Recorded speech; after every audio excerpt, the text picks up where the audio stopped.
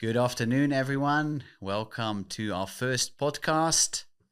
Next to me is sitting co-host Willy Laos, 2 times world champion. Willy, how are you doing? Hi, hello everybody. Hi Seb. Very exciting. Our first podcast. It's very fun to stay with you here. Cool. And next to Willy is sitting Tremaine Mitchell, one of the top players in South Africa. And Tremaine joined us to a trip in the Netherlands last week. How are you doing, Tremaine? I'm good, thanks. Thanks for having me here on the first podcast. Exciting. But the bad news, I think, is the South Africa don't have a national team to go there. I think maybe Seb, when do you think we have this great news coming? We're busy with setting up the federation. That should happen in the next couple of months. So It will be great. South Africa can join next year or the year after. At least try to qualify. And Willy, you are twice world champion Padel. You played World Cup for teams. Which year was it, and how was it to experience that? I started to play in the 1992, I think, in Spain, first World Cup, and was amazing experience. When you play a tournament by teams, it's different. When you play alone with your partner, it's a special feeling. Obviously, you can describe what is the feeling when you play with your country flag, and obviously, if you win, it's the best. And the love you love in the sport you love, and if you finally win, is a feeling that obviously you can't describe. It's only with time. Obviously, it's nice to remember, but the best thing is obviously for example, in Spain we have good health in players. Take a look in the world ranking, we have all the best in the first position with Argentinian players, and I think maybe in the future, maybe Spain is I think is going to not dominate but really stay obviously in the top of the ranking. No, let's see what happened in this World Cup. We have interesting news. For me especially, I'm very sad because the best player in the history in this sport, Fernando Velasteguin, is not going with the national team for Argentina. But and I think this mentally is good for the interest of Spain team. But let's see what happened in this World Cup. I think Spain wants revenge from the last time that they lose against Argentina in the final. But we can't forget all the other teams that every year are improving the level, and you can trust and you can play with all the confidence you have. No. Is there any other country who could potentially compete with Spain and Argentina? Well, obviously in the story, always Brazil have a good team, Portugal have a good team, Sweden have a good team, France have a good team, Italy, Netherlands. This I think are making good job. But obviously in these countries, normally you have the winner, no? And obviously, if you take a look all the history of the World Cups, always was Spain between Argentina. No, I think it's the big fight, and let's see what happens. And it's very interesting how is in a place that Doha is warm, very warm, and I think it's outdoor. You must adapt. Obviously, again, all the players must adapt to this hot weather and playing outdoor that you don't know exactly sometimes if it's windy, not windy, the sun in front of you. And this kind of thing can disconcentrate you more than in an indoor game, no? And the Netherlands, what kind of ranking would they be in the world? I think Netherlands maybe can fight between first 8 countries, 7, 8. I think it will be nice, but let's see. I think it's interesting. I don't know if you have any preferred team or not, because Tremaine, do you have any preferred team in this World Cup or not? Preferred team, I'd say no. I'd be happy if anybody wins, but there's obviously players from teams that I like more than others. You know, I have to say that Tapia is my favorite player. So he obviously plays for Argentina. And even play with the same brand like you and me, with Knox. It's exactly. A good player, a good brand. Yes, of course. So, but what is the stats? Like, how many times has Argentina won the World Cup versus Spain? Too much. I very bad in numbers because the numbers is Sebastian is the number one. Yeah. But I think is obviously I think Argentina winning more time than in Spain. Okay. But I think they are close. They are close in terms of, because now Spain in the last year they are making a great job with all the academies with the kids. That we don't forget that you want to be one of the best in the future. In tennis you must start when you are a kid, and I think in this Spain are making now the best job, and obviously all the Spanish coaches are really making a good job, and even they are traveling around the world to develop padel. No? And I know it's another numbers question, but out of interest, how long has the World Cup been happening? Like when did World Cup paddle start? It started in 19 in 1990 was in the first World Cup was in Spain in Seville. 1990. 1990 was very in the Expo in a very nice place, and I obviously was there looking how the Argentinian players move in the corners and making the big difference in the game is that when you control the glass and you control the defense. And I think because people say that normally when you start to play, you think that padel is the game of the second opportunity when the ball is coming and when the ball come back from the glass. And I think when you control the glass, the game changes a lot all the time. So when you come from tennis, you only think that when the ball pass, you lose the point and you are scared. But no, the ball comes to me, and don't worry because the ball pass, I can play and have more time to play. And this is the big difference in the beginning when Spanish was better players in terms of hitting the ball and attacks weapons, and Argentinian players was more better players in defense in the back. No, we were using the glass all the time and controlling the lobs. In Spain, normally the lob was one good and maybe one bad. No? Yeah. But the Argentinian play 10 consecutive lobs in the perfect place all the time. No, there was a big difference at the beginning. How are you feeling with your lobs, Seb? No, I love my lobs. It's recognized as the most important shot in paddle. Yeah. And, I think you would agree. Yeah, totally. So we're playing a match later against Pierre and Chris. Okay, good luck. So Tough couple. Yeah, lefty. Yes. Yeah, They actually play really, really well together. So You played them well before. together. Yeah, so we're playing at Emerald, Okay. 5 o'clock. So yeah, always cross-court lob. I play on the right. It's challenging with a lefty. Yeah, now you're playing a lefty. So Good luck. we're going to Enjoy mix it. it up a bit. Yeah. Straight and cross. Yeah. So yeah, I look forward to that. Right. So But I think coming back to the World Cup, I think for example, Spain and Argentina have that I call the 4 fantastic players. You have LeBron, Galan, Paquito, obviously, and another one, number 1 in the world. Cuella. Well done. And in Argentina, we have another 4. That is the super pibes, Stupa, Dineno, obviously Tapia, And number 1. And another one is the super, Chingota. yeah, super mouse. I think it will be interesting how they make the team, because when you win 2 matches, normally you win the obviously the tournament. No? I think it will be interesting how they make the team that normally during the season these kind of players don't play together. No, and if you have to choose 1 or 2 players of each teams, what is your favorite players? So in Spain, I think my favorite player would be Galan. I find his technique, very good, elegant, but also a lot of power. So I think he is my favorite left player.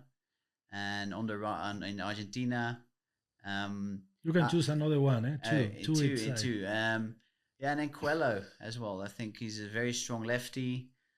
He played with Tapia, won all the last finals in Premier Padel. I think the last final was 6-2, 6-1. So they look quite unstoppable. And you see how the sport is, I think from when you started playing was more about strategy and putting the ball, nice play, and now you see more about athleticism, strong balls. I think you're going to choose two players similar to you in terms of play, but you choose two killers. Yeah. You don't play two. You don't choose two players that prepare the points, good love, hard work in the back, sometimes heart attack that you have during the matches. Then I would choose Chingoto on the right. I like his ability to defend. You change now, well. Yeah, and his Vibora is very strong. His bandejas, I think I learn a lot from him in terms of his pace to the net. You know, we saw him playing live in Madrid, and how quick he's on the first meters is insane. It was incredible, and I think it's impressive to see of someone who's quite, short in a way that he can play at that high level.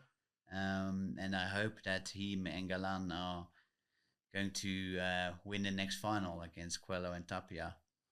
It would be nice for that team. I like the energy on the court of both, and I think they're great people. Obviously, we had a short chat with them in Madrid, and yeah. And Tremaine, for you, the two players in Spain, two players in Argentina? I'll start with Argentina because I think I would just love to see Tapia and Chingoto play together. Okay, cool. I don't know how that game would go, because when you watch Tapia and Coelho, it's a lefty and righty.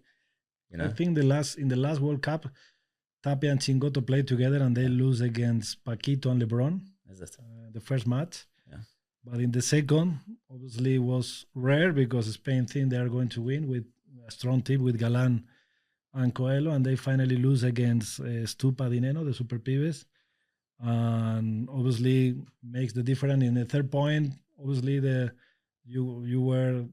Argentina was really strong with all the Spaniards, with Sancho and Velasteguin against Momo and Alex Ruiz. It was close match, very very tight, but finally the Spaniards, Bel and Sancho, they won the match. And it will be interesting. I want to see you another question. Imagine you are coach from Spain and you are coach from Argentina, or no, maybe the opposite. Maybe you the coach from Spain and you from Argentina. What is your team in the final? You have to fight between you. First, team number one. Remind me of the Spanish team. You have to make team number one, team number two, team number three. You know all the teams from Spain and Argentina. You know all of them. Okay, who's the players from Spain? Coelho, Galan. You have in Spain. You have Coelho, Galan, Paquito, LeBron. You have Coqui. You have John Sanz. Another one is John Sanz. We have 6, no? John Sanz. 2 more. I need. Now my mind is. I'm going to not remember. What is your first team? Maybe. Let's start there. What is your first strongest team for Spain? Who would you put forward as a head coach? National coach. I would just try some interesting. Okay, first team. Obviously, you'd want LeBron and Coelho, but let's see who else. Not LeBron. Galan and Coelho. Galan and Coelho. Yeah, I mean they are the best team, but it's not that interesting. And in terms of psychology, why you put this team first? I think both just very high level players. They know how to handle the toughest situations. Both of them have been in countless finals, played tough matches. So I've never seen them play together, but I'd imagine that when it comes down to very tight points, that both these guys know how to bring out their A game. And obviously, when we make teams, normally we say that when you start the eliminatory together, the final battle, you make your first team, and you have to make one of the first team. Maybe is good to win because all the energy goes to another team. If you win the first match, all the energy is positive, and starting winner is really better, and you starting losing because maybe you don't have obviously the 100% that you are going to win, but it's better you have a good start, very strong. They say, I am here. This is my power, and I trust in this player. And obviously, you won't beat me. You have to make your best games in the next 2, no? And I think it's important. And your first team again to beat these guys, tough. It would be Tapia. Yeah, fantastic how he combines power with, amazing drop shots and finesse, I would say. And then Chingoto, I think he's a very strong defender, well, probably the best in the world. And I think he has great energy on the court. So I would choose them. I think that'd be a crazy match because both of them are playing with the Yeah, opposing partner you're right switching the partners, no? now. You know, so Yeah. they know each other. Yeah. They know each other's games inside Yeah. out, and It's now good. they have to play against each Well, other. it might happen actually. We don't know. So we're going to keen see. to watch that. So thanks, guys. We're coming. Yeah. We have 2 teams more. No, but we are coming to an end, I think, for the first podcast. Maybe we made the 2 teams fast, and then You can make it without. Spain. because Spain, the second team is you have LeBron, you have Paquito, you have Koki, you have John Sands. Another one is, I think, maybe Alex Reed. I mean, that's a tough one because who does LeBron get along well with? Who does he play well with? LeBron can play right, can play in the left. Yeah, Paquito and LeBron have obviously played together in the past. LeBron's playing now with Dineno, eh? Yeah, Koki's also good. Which side does Koki play? He plays left. Koki play left all the time. And John Sands, he's a... John Sands is lefty, playing the right. That's tough. You What have about, Alex Reed. I wonder if they've ever played, but Paquito and John Sands playing together. Righty, lefty. Okay, it's good because Paquito's playing now with Cardona, that is lefty. Yes, lefty as well. Yeah, I don't know. No, Cardona is not in the team. I think maybe or no. I have to. yeah, that'll be. I have He's to also check. a big guy. John Sands is a smaller guy, but Yeah. No, it's a, yeah, it's a good I'd team. pick that team. Your second team? I would pick Chosas. Yeah. He's Bomber. Yeah. well, we met him at Camps Bay where he played the A1. I was very impressed with how his footwork is very intense and his slice on his volleys is amazing. So He's I got a think big smash, eh? big smash. Tall guy. Still a lot of growth. I But think in the his right game. or in the left? Well, I would also pick Dineno. So he's maybe a bit more solid. So he would play on the right and then Chosas on the left. Yeah, and Chosas is actually visiting South Africa very soon in early November. He's participating in the Durban Masters. at Kalani. That's going to be a huge event. So that will be big. Looking forward to it, yeah. Yeah. They got a lot of international players coming. Yeah. It's good. And who are you playing with, Tremaine? I'm playing with Sean. Okay. Yeah, me and Sean are going to give it a go. Yeah. But you know, initially, when these tournaments said that they were going to bring international players, we were like, "Damn, man, why? You know, we want to win the prize money." But now going to Netherlands and seeing those high level players play, and just realizing how much we learn from getting the chance to play against them, I think it's phenomenal. And I'm just envisioning what the final of that tournament would look like. It's going to be very, very high level paddle. Yeah. You know, I know they're selling tickets. Definitely buying a ticket to go watch because, you know, even if we're not playing in the finals, just to watch paddle at that level, something we haven't seen here. Yeah. And also to get to watch these guys have to play at a high altitude and see how they deal with it, whether they just smash all day, how do they defend, like what strategy they play. So I'm really looking forward to that one. And Willie, are you playing? I think so. I am to play, but I don't know. I don't 100%. I don't make the glass to glass in a fast court that obviously these guys can make in a place like this. That was fun. I think is obviously when you play. I'm going to play, but now when I play, it's more for fun. It's not try to be. Obviously, you want to be competitive, but it's more for the experience, for stay all the people and see how the level of the people is growing. But I enjoy playing with everybody, all kind of people. And we have a good run of tournaments coming up. Yeah. No? Coalition Paddle tournament. We are hosting that at their tournament. So yeah, we're hosting a tournament at Coalition Paddle on 25, 26, 27 of October. Okay. There will be 7 divisions. So it's going to be for all levels. So the entries are opening very soon. So it'll be great to see you there. Yeah, looking forward to that one. Then we have Caribou, no? Sorry? Caribou, Durban. We have another tournament, 23, 24 November, actually at 3 different venues. The venues are Durban Country Club, Paddle Nation Umhlanga, and Caribou. And we are hosting that tournament also for multiple divisions, and over 250 people can join. It's going to be the biggest tournament in Durban ever held. So it's quite exciting. So it's taken off paddle in South Africa, and we've only just started. Okay, guys, well, thank you very much for being with us in the first podcast.